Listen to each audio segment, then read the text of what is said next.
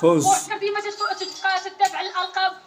فريق الجيش الملكي إيناس العصبة الإفريقية.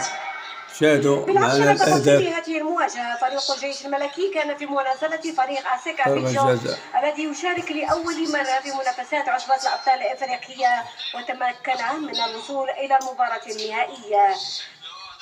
في الدقيقة 11 فريق الجيش الملكي الهدف الأول لفائدة الجيش الملكي، الحاج الذي منحت هدف السبق لفريق الجيش الملكي الذي خرج منتصرا بهدف مقابل لا شيء. في الجولة الثانية وبالضبط في الدقيقة 56 على إثر هجوم ملصق لفريق ASEC أبيجان، تمكنت اللاعبة ديالو من منح التعادل للفريق الإبراري. هدف التعادل.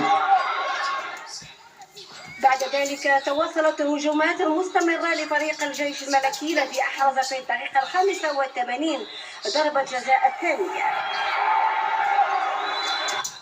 زينب رضواني في التنفيذ، وهدف الفوز لفريق الجيش الملكي بهدفين